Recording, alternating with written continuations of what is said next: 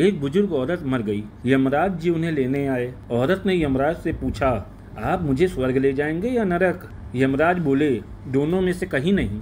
तुमने इस जन्म में बहुत ही अच्छे काम किए हैं, इसलिए मैं तुम्हें सीधे प्रभु के धाम ले जा रहा हूँ। बुजुर्ग औरत खुश हो गई, बोली, धन्यवाद, पर मेरी आपसे एक विनती है।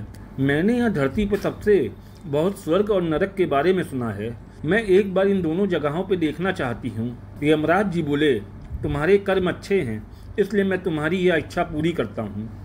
चलो, हम स्वर्ग और नरक के रास्ते से होते हुए प्रभु के धाम चलेंगे। दोनों जन चल पड़े। सबसे पहले नरक आया। नरक में बुजुर्ग औरत ने जोर जोर से लोगों के रोने की आवाज़ सुनी।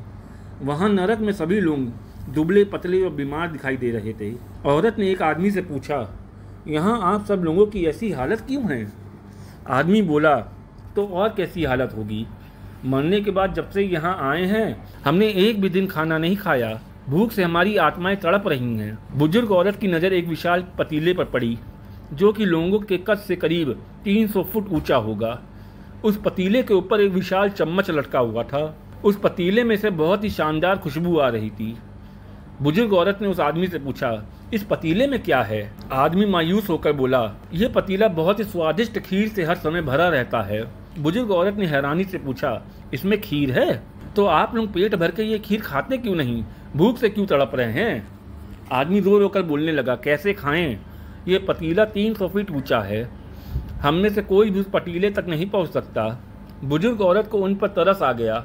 सोचने लगी, बेचारे खीर का पतीला होते हुए भी भूख से बेहाल हैं। शायद ईश्वर ने इन्हें यही दंड दिया होगा। यमराज बुजुर्ग औरत से बोला, चलो, हमें देर हो रही है। दोनों चल पड़े। कुछ दूर चलने पर स्वर्ग आया। वहाँ पर बुजुर्ग औरत को सबकी हंसने खिलखिलाने की आवाज़ सुनाई दी। सब लोग बहुत खुश दिखाई दे रहे थे। उनको खुश देखकर बुजुर्ग औरत भी बहुत खुश हो गई। पर वहाँ स्वर्ग में भी बुजुर्ग औरत की नज़र वैसे ही 300 फीट ऊंचे पतीले पर पड़ी जैसे नरक में था। उसके ऊपर भी वैसा ही चम्मच लटका हुआ था। बुजुर्ग औरत ने वहाँ लोगों से पूछा, इस पतीले में क्या है? स्वर्ग के लोग बोले, इसमें बहुत टेस्टी खीर है। बुजुर्ग औरत हैरान हो गई। उनसे बोली, पर यह पतीला तो 300 फीट ऊंचा है, आप लोग तो इस तक पहुंच ही नहीं पाते होंगे। उस हिसाब से तो आप लोगों को खाना मिलता ही नहीं होगा, आप लोग भूख से बेहाल होंगे। पर मुझे तो आप सब इतने खुश लग रहे हैं, ऐसा कैसे? लोग बोले, हम तो सभी लोग इस पतीले में से पेट भर के खीर खाते हैं। औरत बोली, पर कैसे? पतीला तो बहुत ऊंचा है। लोग बोले, तो क्या हो गया, पतीला ऊंचा है तो यहाँ पर कितने सारे पेड़ हैं। ईश्वर ने ये पेड़ पौधे, नदी, झरने हम मनुष्यों के उपयोग के लिए तो बनाए हैं। हमने इन पेड़ों की लकड़ी ली, उनको काटा, फिर लकड़ियों के टुकड़ों को जोड़कर विशाल सीढ़ी का निर्माण किया। उस लकड़ी की सीढ़ी के सहारे हम पतीले तक पहुँचते हैं और सब मिलकर खीर का आनंद लेते हैं। बुजुर्ग औरत यमराज की तरफ देखने लगी। यमराज मुस्कुराए और बोले, ईश्वर ने स्वर्ग और नरक मनुष्यों के हाथ में ही सौंप रखा है।